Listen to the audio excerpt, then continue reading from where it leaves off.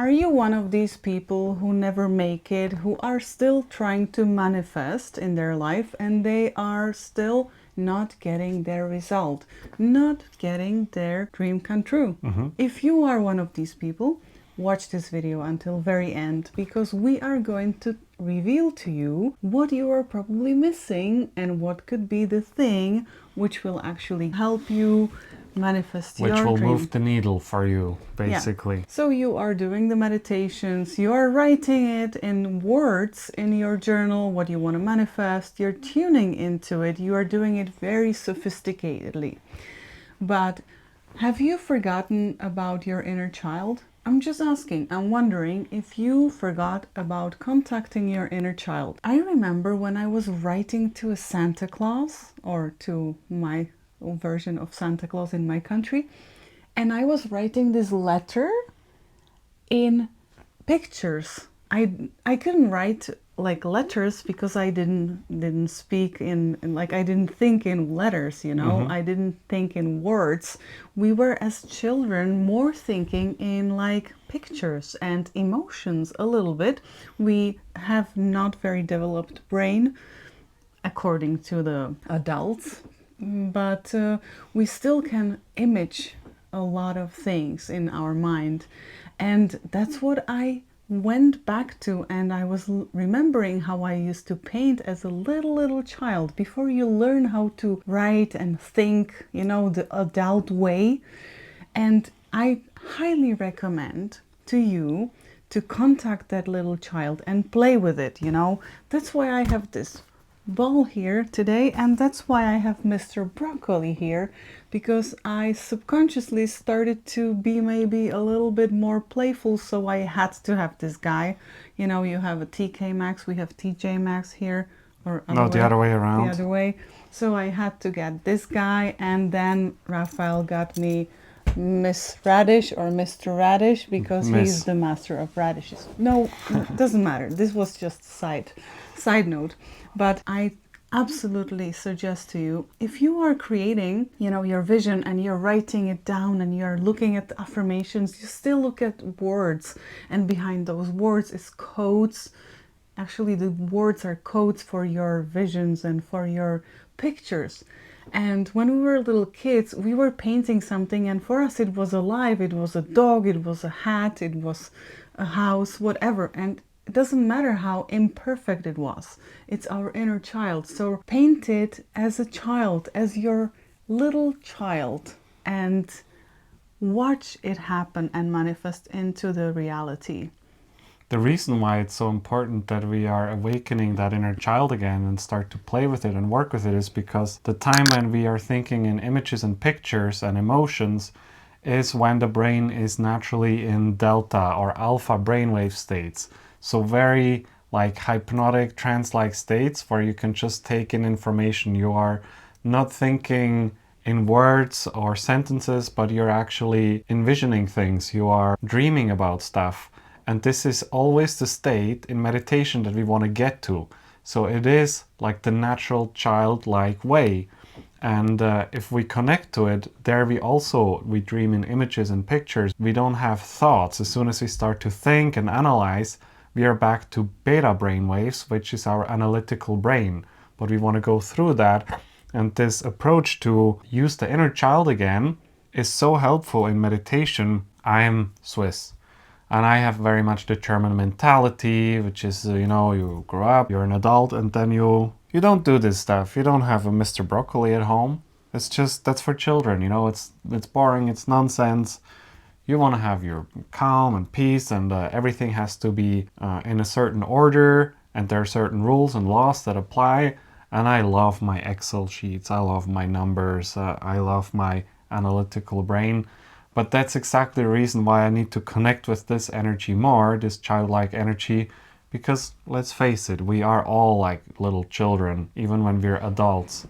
And that's what I appreciate so much about Petra, and what she brings into my life is the color and the playfulness. And I really need this, because otherwise, if I wouldn't have Petra in my life would be very black and white. I would have black and white t-shirts. My whole home living would be very simple colors, And she brings the color into my life. She brings this playfulness again. I wasn't always like this. I was trying to fit in with Raphael. I was trying to be simple and unplayful. And I believe that as the food pyramid is now reverted and everything is kind of like upside down now, I believe that the school system is going to have to go through very big changes too, because it feels to me that they basically, their intention is steal this from us. Their intention is to not make us dream, not make us speak in images, not make us to have activated the sixth center and live in The colors. intuitive. We want to self. have the analytical mind as sharp as edge of the knife, and of edge of the knife. They get it. Okay. And so you get me. And you know, you have a beautiful child. You have it like a you know, Mr. Broccoli is like super vivid for this child, and fairies and magic and all these mystical things are absolutely normal for the child. And then you put it into the classroom, you know, into this hard chair usually, as I remember, and you start to like force it to take in information which you think are valuable, and you start require from that child to repeat those information, otherwise there is a punishment. And there is no place to expand this creative mind at all. And it's killed even more when a child wants to try to look good in front of their buddies. You know, some child grows up in life and their parents say that spirituality and stuff is nonsense and this imagination is bullshit, and that turns out to be the cool kid at school. And then you want to look cool in front of that one. So no, this is child stuff. I don't want to deal with that. I'm serious. I'm an adult. You know, you try to be bigger and better. And this is also the programming which we get when we grow up, that it's stupid, that we should disconnect from this as much as possible. And I was also made to believe that people who believe in a God are fools, are absolutely simple-minded people who have no idea about real life. And from point of brain, from point of the mind, it's absolutely logical. They have no idea, because brain could never understand the heart, right? But the heart knows and brain just assumes. Yeah, the atheists who try to find proof that there has ever been a God, and they try to find details in the science, and it has to be proven, otherwise it's not the truth. So if you would love to manifest, if you would love to create your own future, which you would love to have, sit down, take a piece of paper, take a lot of colors, and just paint something for yourself, no matter how ugly it's going to be. It's going to be yours, your inner child, and you will love it. I appreciate my painting of the golden unicorn, which I did like 15 years ago. I put it in my pocket like a abundance symbol. Yeah, I could have bought some amazing, you know, 3D print and AI generated right now you can buy, but make it yours, and it's going to have your energy, and it's going to attract money for you, or your lover for you, or whatever you're wanting in your life. I promise you that you will find it so cute about yourself, and you will feel at the end of the day, when you go to sleep, say, hey, I did something for me. I did something outside of normal, which I don't normally do. It was novelty in my life, and you will love it. You will very much appreciate it. But sweetie, what should people do who don't like to paint, who are better with words and with written down affirmations? That's a belief, I believe, because as I look at your Christmas decoration, can you please bring it for us? Raphael has this Christmas decoration, and he thinks he's into numbers and he's into serious stuff, but he loves crocodiles, and that's what he bought. These are alligators. When we were in America and it was Christmas time, I just had to buy this ale. I don't even like it that much. It was some beer. Yeah. But come on, guys. He loves It's a Santa Claus in a boat with alligators pulling it. Instead of the elves. The reindeers. Instead of the reindeer, sorry. What shall I do because I can't paint? You know, it's nonsense. You can paint. You just painted their sun and water. It's your painting. Yeah, so I should show that too. It's a symbol of Raphael's abundance, what he chose from Dr. Joe Dispenza's course. It's like a sunset or sunrise So is my I think symbol. it's a perfect painting, almost like AI generated, you know. But no, not. I have a big resistance to painting and And drawing. it's also colorful. Yeah, but you know, I make it simple. This is a symbol that represents my future, and that's what I can always remind myself of and tune into. But I think I could also go to the store and find a Mrs. Radish, which would represent my future, and then have her, my car, for example, Whatever and you have want. that as a symbol, no? Whatever you want. Or is it better to Radishes are your paint? thing. Radishes are Or is your it thing. better to paint? It's up to you. It's you are having. But it also awakens Yeah. like the inner child. Imagine this- yourself that you have never went to school and never learned how to read.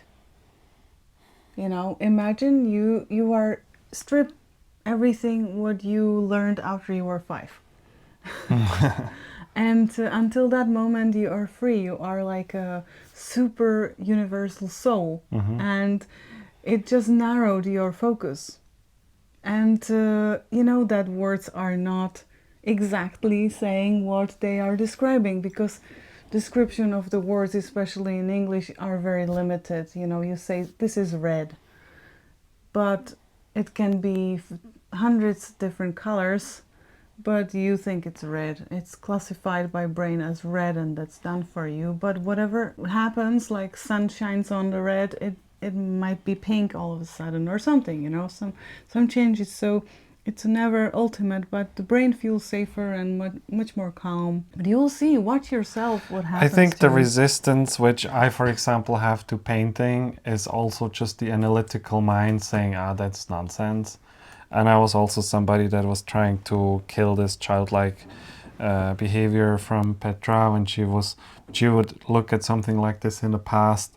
It's like, oh my gosh, look, it's so cute. It has a face. If it has a face on it, and it's not a human, it's some other, it's an animal or a vegetable, Vegetables. then she has to have it. And in the past, I would say, what do you need it for? It's just gonna lay around. It's gonna get dusty, and then we have to give it away. It's just a waste of money. And this time, I was like, you should really get the bee. I like the bee. We don't have that one. And Because, well, you know, vegetables with eyes and smile. Like, what is more? And I really love this, and I need this, especially as a man. You know, I'm Swiss, but I'm also a man. So this playfulness, I need to rediscover it, and I think that's why so many people struggle with manifestation, because honestly, we are not playful anymore. it's right? the most naive and simple-minded people that can manifest the best. Oh yeah, that what we discussed today. Yeah, we discussed about Harry Potter. Of course, we do every year marathon of Harry Potter's movies. So we started with number 1 and we went to... And we still pretend like everything is new. It's like, oh, no, what happened? Put it back. So we had to, you know, put back the sentences, what they said and stuff. Yeah. But now we did second part, and he was killing the basilisk, the huge snake, you know, the life force probably of something which is rotten inside of the Hogwarts and so on, which was very beautiful snake. I loved how the snake looked. It was so beautiful. Really? It was really nasty. And scary and beautiful at the same Yeah. time. Because it was huge and noble and very scary, but very powerful. Of course, that's what we have according to the ancient wisdoms. We have it inside of us, right? The snake-like energy. And Raphael is like, hey, do you think he's just so courageous? Harry Potter. And I perceive him as a person, first of all, in the first part of the Harry Potter, I perceive him as a person who has nothing to lose. He could choose to live in Dudley's, in that little crib there, which they created for him, underneath the stairs, and be punished for life, or do something magical, some adventure, you know, in his life, and it's much more valuable for him than living in Dudley's and be punished whole life and scream and, you know, screamed at. I believe that in the first part he's like taking inhale and seeing what he can do and just arriving into different reality. It takes some time, of course, for the main actor too. You can see that he's still holding back. He's very humble, and it's coming to whenever he decides to do something brave, which he has no idea about that it's going to be brave, that he's just led to these situations, synchronicities, by just appearing there, and they want somebody as like this catcher, or I don't know what his for the Quidditch. Yeah. The Seeker. Yeah, the Seeker, and so on. So he just appears on the right spots in the right times, and he is just knowing. I think his soul knows that he can't go back to that bad life which he had before, and he's so grateful to be in this mysterious magical world. And in a number 2, he has a different challenges. It's like he passed the basic line, and he moved to the more advanced like line. There is not Level. even level, and there is not even Hermione helping because she was the helper in the first part. So it was very amazing to watch it from this perspective. I don't know what I want. Well, I was saying that naive people have it much easier to manifest. Yeah. And we have this dumb Honza, Hlopi Honza in my country, and this guy is also like, you know, in fairy tales he's just marrying a princess at the end of the fairy tales, and he's just going everywhere with open heart and with not a lot of burden in his mind, what could happen, how it could happen, and it reminds me of him. So be like that, and it's a little bit more like not being stuck in a head all the time, and just releasing and opening up for life. And I believe that we all miss this, and we all have to be like this dumb character, dumb in a good sense. We have to get beyond the analytical mind, because that's what's really stopping us. Or we can just surrender our analytical mind with this wisdom that we are wise beings, that with this knowledge that we are noble and wise beings, and you know. And overcoming or getting through the analytical mind into the subconscious mind is really just a practice. You can say your analytical mind is this wide and you have to get through it, but it's just a practice. Everybody can do it. Some have to practice more, others just slide right in there, but we all can do it. And you probably could have some childhood memories, or childhood food, or something you like to drink, or places or smells you love to smell. And that could totally like skip this analytical mind and transport you right into your childhood. So try that, definitely. And we have to really become like not dumber. You see how language is very limited. I mean, like loose in the mind and open in the heart more, and let it lead us. Yeah, and you can go to TJ Maxx in America or TK Maxx in Europe, and maybe you'll find one of these vegetables too. I don't know. And they can create a family. Just like you can also comment underneath this video, what is your childhood trick, or what is this trick which could make you a little bit more silly and inspire all of us, because we would love to read that. It's a good thing to be childish sometimes. So we can use it for our manifestation. Thank you so much for being with us. Don't ever forget that you are unlimited. And if you would like to be a bit more with us, we also have this video for you next. And do you think Mr. Broccoli has doubt that he's unlimited?